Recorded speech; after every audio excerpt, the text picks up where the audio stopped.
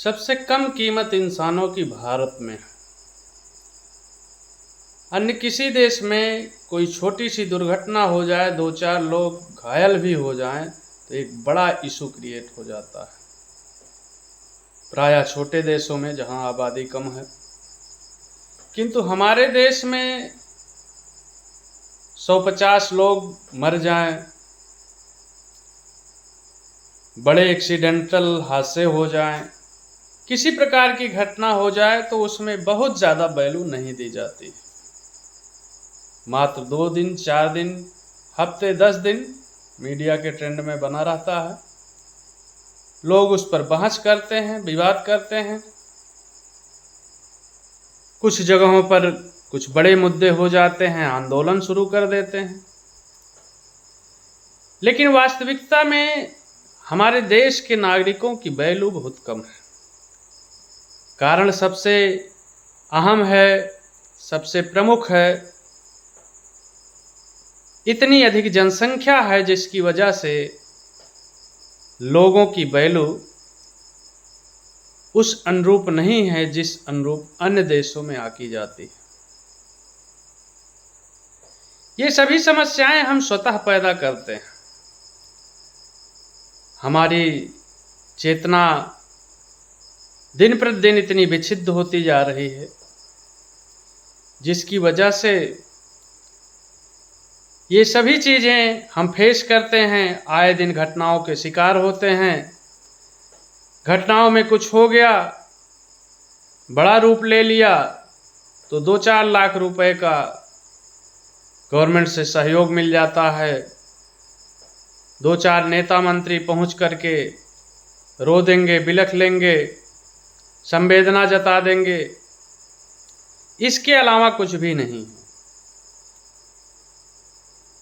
वास्तविकता ये है कि ये समाज हम स्वतः निर्मित कर रहे हैं।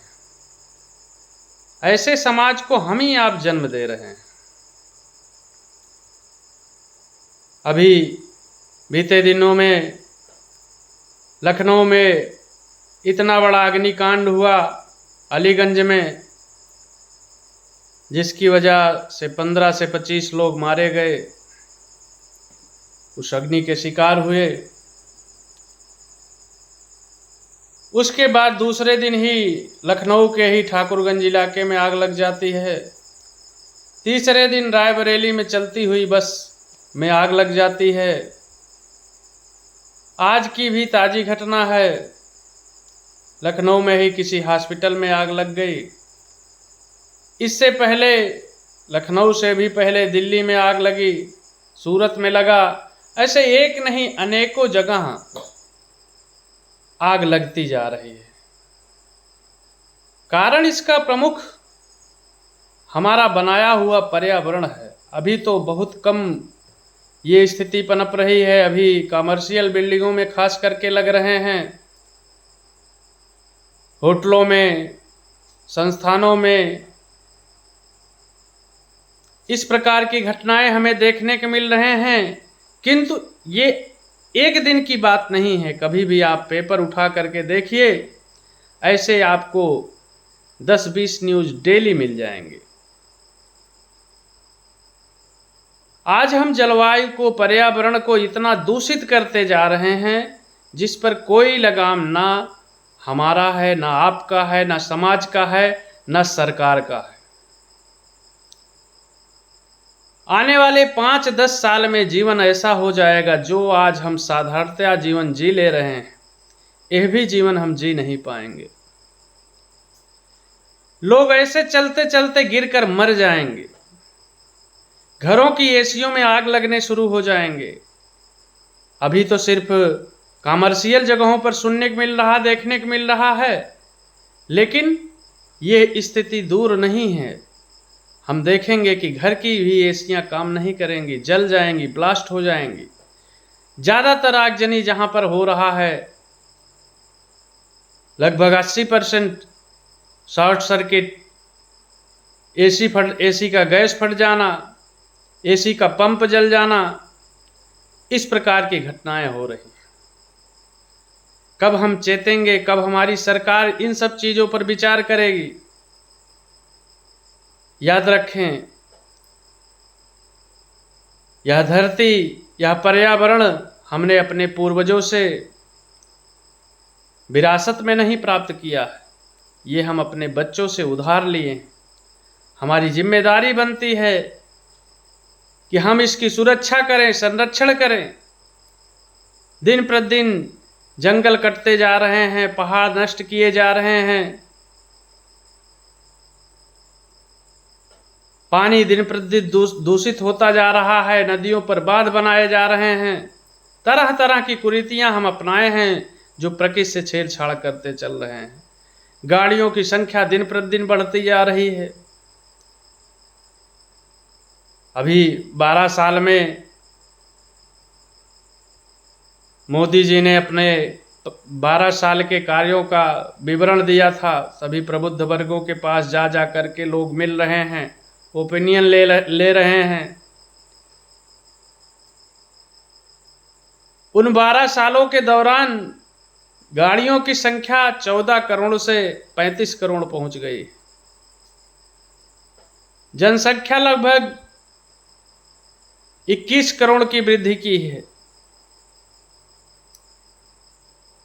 किसी भी प्रकार के जो हमारे पर्यावरण को दूषित पहुंचाते हैं, जो भी कार्य, जो भी कृत्य, उन पर किसी भी प्रकार का ना हम आप सजग हो रहे हैं, ना हमारा समाज हो रहा है, ना हमारी सरकारें हो रही हैं। सिर्फ पेड़ पौधे लगाने मात्र से ही, वो भी कोई नहीं लगाता, फॉर्मेलिटी के लिए फोटो खिंचवाने भर का आदमी लगा करके पोस्ट कर लेता है सोशल मीडिया पे। इससे अधिक कोई उसकी देख रख रखाव कोई नहीं करता, बस लगा करके फोटो पोस्ट कर दिया। 99% लोग ऐसे ही होते हैं पेड़ लगाने वाले। हमें सजग होना पड़ेगा, हमें जागरूक होना पड़ेगा ऐसे कृत्यों के प्रति जो हमारे पर्यावरण को, जो हमें प्रकृति ने घर दिया है, अगर हम उसी में प्रतिदिन कचरे भरते जाएंगे तो क्या होना है? एक दिन वो घर कचरे से भर जाएगा और हमारा सांस लेना भी दुर्लभ हो जाएगा। हम आप सभी से निवेदन करते हैं, सब जागरूक हों, हमारा समाज ऐसा बने जो जलवायु की, पर्यावरण की, पृथ्वी की, प्रकृति की स्वतः से संरक्षण करने की चेतना जगे। कम से कम पानियों का यूज करें, कम से कम संसाधनों का उपयोग करें। इस प्रकार की चीज़ों पर जो हमारे प्रकृति के लिए लाभप्रद हो, उस पर विचार करें और उस पर कार्य करें। सरकार से भी हम अनुरोध करेंगे, निवेदन करेंगे, आप सभी से अनुरोध करेंगे, सरकार तक ऐसी आवाज़ें पहुंचाई जाएं, अन्यथा आने वाले 5 से 10 साल में स्थिति बड़ी भयावह होगी। जय हिंद, वंदे मातरम।